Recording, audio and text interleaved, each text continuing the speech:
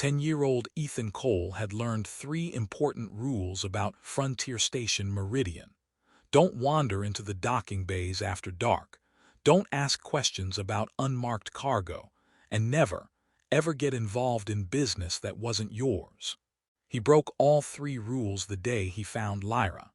The lower cargo bay was supposed to be off-limits to kids, but Ethan knew the maintenance tunnels better than most adults. He'd been exploring, looking for nothing in particular, when he heard crying, soft, desperate, the sound of someone trying not to be heard. Following the noise led him to a storage area where smugglers conducted business the station authorities pretended not to see. The cage was small, meant for equipment or supplies, not for the tiny alien child huddled inside it. She couldn't have been more than 6 or 7, with long, delicate ears pressed flat against her skull and crystalline eyes wide with terror. Her clothes were torn, her exposed skin bruised, and when she saw Ethan, she flinched backward so hard she hit the cage's rear bars. The smuggler guarding her was drunk, slumped against nearby crates with a bottle in hand. Ethan's heart hammered against his ribs. This was wrong, deeply, obviously wrong, and every instinct screamed at him to run, get an adult, follow proper procedures. Instead, he pulled out the lock picks he'd stolen from his father's maintenance kit and got to work. The cage opened with a soft click. The alien child stared at him, frozen between hope and terror. Ethan extended his hand slowly, the way he'd approach a frightened animal, and whispered, "It's okay.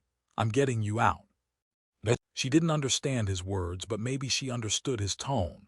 Small fingers gripped his hand with desperate strength. Ethan pulled off his jacket and wrapped it around her thin shoulders, then picked her up. She weighed almost nothing, and ran. The smuggler's shout echoed behind them. Other voices joined his. But Ethan knew Meridian's tunnels, knew every shortcut and maintenance access, and he used that knowledge to disappear. 20 minutes later, lungs burning and arms aching, he stumbled into his mother's medical clinic with his terrified cargo. His mother took one look at the alien child and locked the clinic doors. "Ethan Cole, what have you done?" "Saved her," he replied simply, and refused to regret it even when he saw the fear in his mother's eyes. Dr. Sarah Cole treated the alien child, malnourished, dehydrated, covered in bruises that spoke of casual cruelty. She was Sindari, Sarah determined from medical databases, taken from a colony world during one of the border region's many raids. Her name was Lyra, communicated through drawings and gestures since she spoke no standard. Hiding her was dangerous. Harboring escaped property could get the Cole family expelled from Meridian, or worse. But Sarah refused to turn a traumatized child over to station security, who'd likely return her to whoever held ownership documents. Instead, Ethan's father worked through back channels, contacting Sindari authorities while the family kept Lyra hidden in their quarters. 3 weeks passed. In that time, Ethan and Lyra formed a bond that transcended language. He taught her simple words, shared his meals, showed her the observation decks where stars wheeled past in endless patterns. She began to smile, tentatively at first, then with increasing confidence. She followed him everywhere, her small hand gripping his shirt, trusting him completely despite every reason not to trust anyone. When legitimate Sindari officials finally arrived, it felt like victory and tragedy simultaneously. They had proper authorization, documentation proving Lyra's identity, and their right to return her to surviving family. But saying goodbye shattered something in both children. Lyra clung to Ethan, speaking rapid Sindari he couldn't understand, her crystalline eyes streaming tears. He promised her something that felt meaningless even as he said it. "I won't forget you, ever." Then she was gone, taken aboard a Sindari transport bound for home. Ethan was left holding his jacket, which still smelled like the soap his mother had used to wash Lyra's hair. His parents told him he'd done something brave and good, that he'd saved a life. But to 10-year-old Ethan, it felt like failure, like he should have done more, kept her safer, prevented the fear he'd seen in her eyes even as she left with her own people. He cried himself to sleep that night, and his mother didn't try to stop him.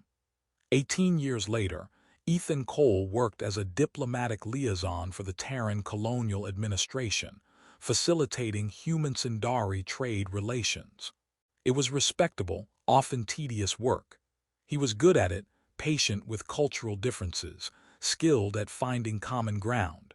He thought about Lyra sometimes, wondering if she remembered him, if she was happy, if going home had healed her trauma.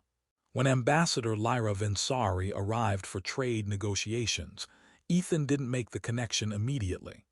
She was striking, tall for Sindari, commanding respect from both delegations, articulate in her opening remarks. Professional, confident, nothing like the terrified 6-year-old from his memories. Then she approached him during the opening reception, and when she spoke his name, everything clicked into place. Ethan Cole. Her standard was flawless, her smile warm. "I wondered if you would recognize me, though I suppose I've changed more than you have." His throat closed. "Lyra, I've been looking for you for 18 years, she said quietly. "Did you think I would forget the boy who gave me back my life?" The reception continued around them, diplomats networking, servers circulating with refreshments, but Ethan heard none of it.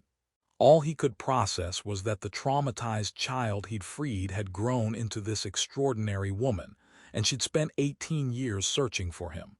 "How did you?" He couldn't finish the question. "I excelled in my studies, rose through diplomatic service, and used every resource at my disposal to find the Cole family." Her long ears angled toward him with complete attention. "You disappeared from my world that day. I needed to find you again." "Why?" The word came out strangled. Her smile was gentle. "To thank you properly, and to make a proposal that's been 18 years in the making."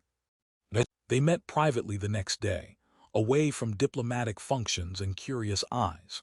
Lyra told him everything: the therapy after her rescue, the education provided by grateful Sindari authorities, her drive to understand the universe that had allowed her capture, and the human who'd risked everything to free her.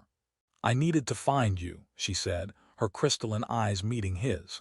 "To show you what became possible because of your courage, to thank you for giving me a future." Ethan struggled to process this. "I'm just glad you're okay. That you found your family, built a life." "I did, but something was always incomplete." She leaned forward. "Sindari culture recognizes life debts, bonds formed when someone saves another's life. I've carried mine for 18 years. Now I can finally offer proper repayment." She explained her proposal: a formal bond recognized by both species law that would unite their professional lives, and if he was willing, their personal ones as well. A partnership built on gratitude, yes, but also on genuine affection developed through years of measuring everyone against the boy who'd shown her compassion when no one else would. "I'm not asking out of obligation," Lyra clarified. "I'm asking because you shaped who I wanted to become. Your kindness, your courage, your unwillingness to look away from suffering, those qualities became my guide. And now that I've found you again, I don't want to let you disappear a second time." Ethan needed time to process. Lyra gave it without complaint, understanding that 18 years of separation couldn't be bridged instantly. But over the following weeks, watching her work, brilliant, compassionate, fierce in defending her people, but always seeking common ground, he saw the traumatized child transformed into this extraordinary woman. His answer crystallized during the closing ceremonies. Before both delegations, he accepted her proposal, not from obligation, but because Lyra Ven'Sari was remarkable, and the 10-year-old boy who'd freed her would be proud of the woman she'd become.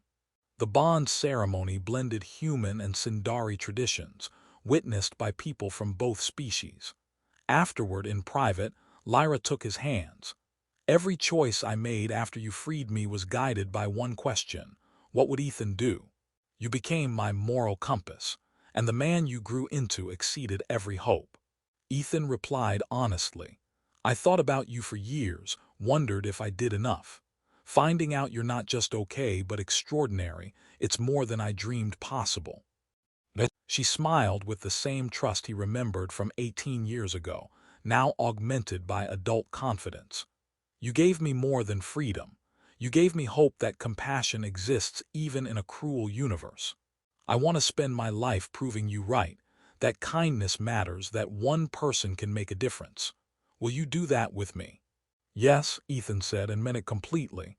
Absolutely yes. Their kiss sealed a bond forged in childhood courage and adult gratitude, proving that some connections transcend time and distance. What began as a 10-year-old's impulse became a lifelong partnership, demonstrating that compassion can shape destiny, and that the best decisions are often made before we're old enough to know all the reasons why we shouldn't.